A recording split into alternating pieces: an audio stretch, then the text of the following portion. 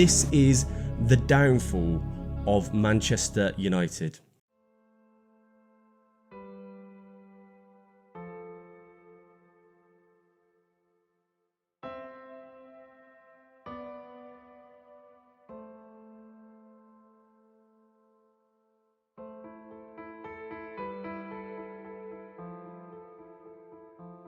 Manchester United's story begins in 1878 when workers from the Lancashire and Yorkshire Railway formed a football club named Newton Heath. The men of the carriage and wagon department at the railway had a dream. That dream was to play football, and that they did. On November 20th, 1880, they competed in their first ever recorded match, playing in the colours of the railway company, green and gold. 2 decades of football across Greater Manchester proved difficult for the railwaymen. In January 1902, growing debts saw the club served with a winding up order. Club captain at the time, Harry Stafford, decided to take matters into his own hands and went out and found 4 businessmen willing to invest their money, with one small catch. The deal was done in April 1902, but Newton Heath were to be renamed. The new name? Manchester United. 1 year later, and enter legendary club figure Ernest Mangnall. Mangnall had been managing Burnley previously, and he was looking to see where he could take this newly named Manchester United side.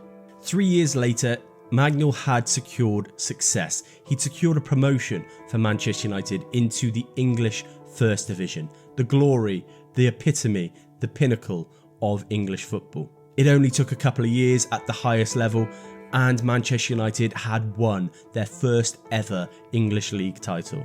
The 1908 title win for Manchester United was huge. It was massive for the club, but Ernest Mangnall had his eye on bigger things. He was ambitious both on and off the pitch, and was the significant influence in the club's move to what we now know as Old Trafford in 1910. Old Trafford saw success almost immediately, with Mangnall's side sealing a second league title win in 1911.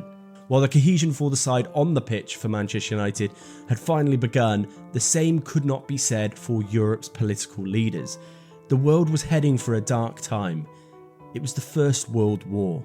The subsequent 2 decades were turmoil for the Manchester club.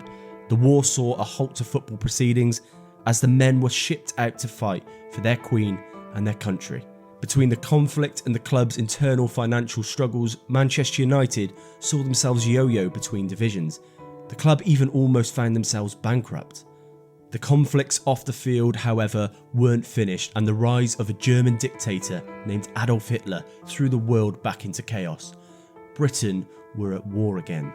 Following the country's victory over Germany and the Nazi regime, football in England resumed. In 1945, a Scotsman who had played football for both Liverpool and Manchester City was about to begin the most epic of journeys. A man by the name of Matt Busby. United needed a new direction, a new impetus, and above all else, they required inspiration. If they were ever to regain their English League titles, United needed a new leader, and Busby was their man. Busby requested that he be directly involved in training, pick the team on match days, and even choose the players to be bought and sold without interference from the club's directors. Such a level of control over the team was unprecedented in the English game.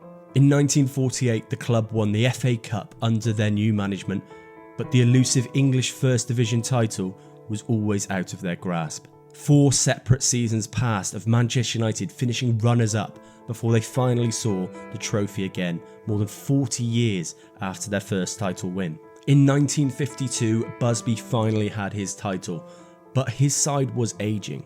A gradual process began as Busby built his new side, a side of kids. Players aged 16 and 17 were thrown into the deep end. The squad, with an average age of just 22, were given their famous nickname and what we now know fondly as the Busby Babes. Manchester United's ethos of developing youth and giving kids a chance was strengthening. A young Bobby Charlton took his place in the side. They won back-to-back titles, and in 1957 became the first English side to compete in the European Cup. The Busby Babes travelled far and wide, defeating Europe's very best sides. February 6th, 1958, and the boys were jubilant after returning home from a European Cup quarter-final victory against Red Star Belgrade. The plane stopped off in Munich to refuel, but the boys would never return. The plane carrying Manchester United players, officials and journalists crashed while attempting to take off. The Munich air disaster of February 6th, 1958 claimed 23 lives, including those of 8 players. Jeff Bent, Roger Byrne, Eddie Coleman, Duncan Edwards, Mark Jones, David Pegg, Tommy Taylor and Billy Whelan. Busby, with the help of assistant manager Jimmy Murphy, rebuilt the team throughout the 1960s. He signed players such as Dennis Law, Paddy Crerand, and they combined with Bobby Charlton and the next generation of youth players, including George Best. The side won the FA Cup in 1963 and 2 league titles. And in 1968, a miracle, the impossible, happened. Just 10 years on from the tragedy in Munich, Manchester United were European champions. Sir Matt Busby resigned the following year, and a period of unrest and destabilisation at the club even saw United relegated in 1974. Nearly 20 years without a title, and Manchester United needed something drastic. They needed another hero. They needed another Matt Busby. A Scotsman with success at Aberdeen travelled down to Old Trafford to hold talks, and United gave him the reins. Restore us to glory. Alex Ferguson pledged himself to the club and signed in 1986. In 1992, the English First Division rebranded and gave birth to the Premier League. Ferguson was under pressure. His new stricter regime was working, but it wasn't delivering a title. He needed help. He needed a superstar. A Frenchman playing for fierce rivals Leeds United was eventually the target. United signed Eric Cantona in what many considered to be Ferguson's last shot at title glory, and the charismatic striker delivered. Sir Alex followed in the footsteps of club legend Sir Matt Busby, and he gave youth a chance, the class of '92. Ferguson's reign with these players was relentless. For the following 20 years, the club achieved 38 trophies, including 13 Premier League titles and 2 European Cups. In 2013, Sir Alex Ferguson announced his retirement, and United looked to bring in a fellow Scotsman, David Moyes from Everton, to oversee United's continued domination. Lessons had been learned from United's history, and the club, now a superpower in European football, were ready to take the next step. Except they weren't. United's chief exec David Gill also departed, and a new man was tasked with a monumental role at the head of the club. Ed Woodward tried his best, and despite maintaining impressive commercial revenues, the club's dealings in the transfer market let the side down on the pitch, disillusioned, apathetic and devoid of real ambition. The team was failing, and so were the managers. Managers previously held in extremely high regard within the game could not seem to get United playing. Jose Mourinho and Louis van Gaal were titans of the game, but even they couldn't get United playing. United tried fresh faces, relative newcomers to management, in hopes to change fortunes. Club legend Ole Gunnar Solskjaer and Dutchman Erik ten Hag tried their best, but truly couldn't succeed. The club spent billions and nothing was working. Why? Let's rewind a second. The year is 2003. Enter Malcolm Glazer and the Glazer family, an American family of sports team owners and fat, greedy businessmen. A family tasked within by only their lust for cash and power.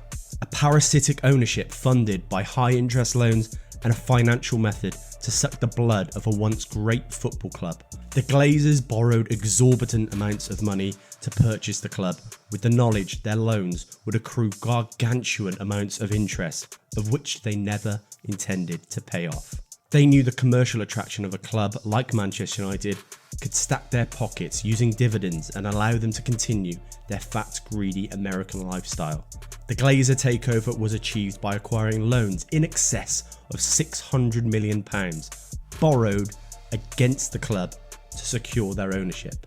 That debt of £604 million has now accrued £834 million in interest already paid by the club, with a remaining debt of £731 million still outstanding, all the while accruing its own interest as we speak. Whilst the club was able to sustain success on the pitch for over 10 years following the takeover, the club was destabilising in the background. Sir Alex kept the team together and managed his resources. Chief Exec David Gill oversaw the club spending, and he and Sir Alex made sure only the best mindsets and standards bred throughout the club. Following their departure, the club spent billions in player transfers. Manchester United overpaid and undersold and attempted overnight success while neglecting the lifeblood of the club: the fans, the staff, and the city. United became toxic, and drastic change was once again needed. United felt that if they could change their face, they could deceive the fans into thinking the club was once again in the hands of the right people. Sir Jim Ratcliffe and Ineos entered, but things continued to get worse. On the pitch, it's now worse than ever, and tensions between supporters and those in charge of the club are at an all-time high. Penny pinching from ground level staff, mass redundancies, increases in ticket prices, and general disconnection between the club and its soul has left Manchester United languishing around the bottom of the Premier League. Manchester United were on top of the world and debt-free in 2003. So the hardest question in the footballing world, and the most obvious answer possible, is staring us right in the face. How do we fix Manchester United?